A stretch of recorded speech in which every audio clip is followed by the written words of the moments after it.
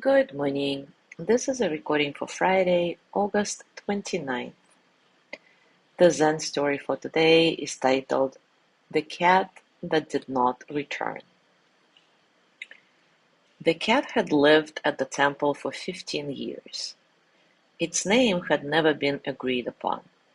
Some called it Whiskers, some Pepsi, some simply called it the cat.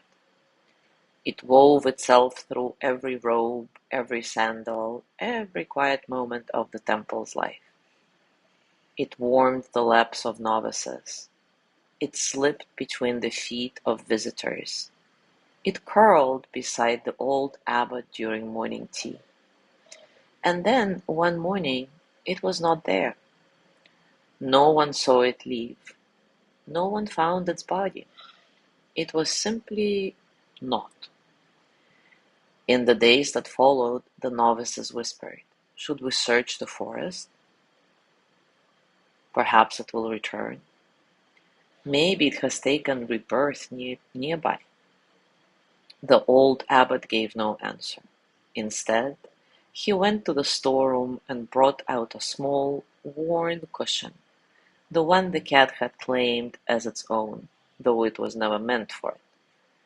He carried it to the outer gate of the temple, the place where guests were greeted, deliveries were received, and shoes were removed. He placed the cushion there, just beside the low wooden step, in the full light of morning. The novices waited, but nothing happened. No cat returned. No mystery revealed itself.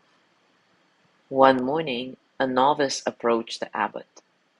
"Master, why leave the cushion by the gate? It is gone."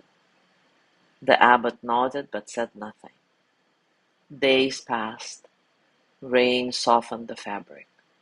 Wind carried bits of straw from its seams. Still the cushion remained.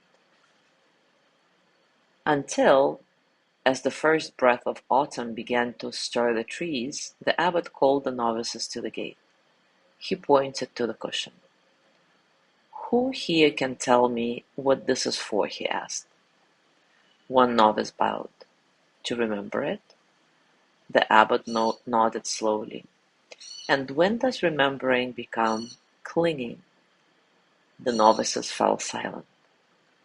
The abbot bent down, lifting the cushion in both hands. He turned it over. Nothing beneath it. No fur, no scent, nothing at all. "To leave this here," he says softly, "was to let the heart ache openly, to let the eyes see the empty space, and not turn away." He stood, paused. "But if we leave it too long, it becomes something else, not a resting place, but a refusal to move." Without ceremony, he shook out the cushion, scattering the old straw into the wind, letting the fabric fall apart in his hand. Then he turned toward the forest path and walked on, leaving the novices standing at the empty gate. One by one, they bowed to the space where the cushion had been. Not to the cushion, not to the cat, not even to their grief, but to the quiet, the ache, and the weight they could not name, light enough perhaps to carry. Take a comfortable position, and as always, take a few moments to relax your body, arriving into stillness. Perhaps let your eyes gently close and take a nice, satisfying breath in and out.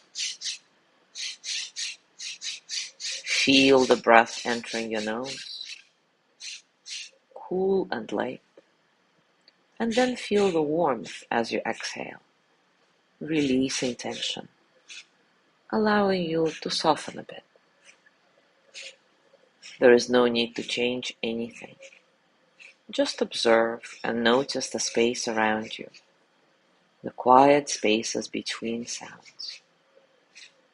Be here in this moment, just as it is. And when thoughts come, let them pass, like clouds, like ripples, like water.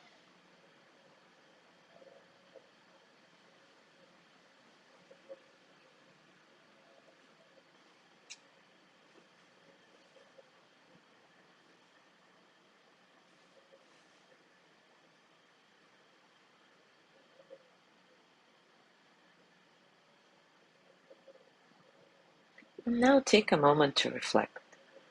What does it feel like to honor something without needing to replace it? What does it feel like to honor something without needing to replace it?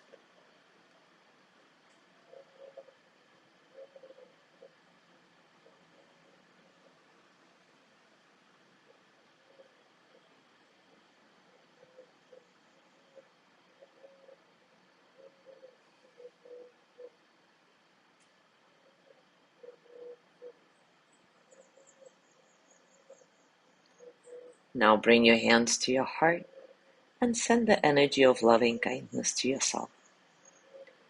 May I be filled with loving kindness. May I be well in body and mind. May I feel cared for, protected, at ease. May I remember that I have enough, I do enough, and I am enough. May I touch deep, natural peace. As you gently let go of the practice, scan your body and notice what's going on for you right now, physically, emotionally, mentally. How are you, really? And as you go through your day today, I invite you to continue with this reflection. What does it feel like to honor something without needing to replace it? As always, enjoy your discoveries. Thank you so much for being here today. Have a lovely day, and I will see you tomorrow.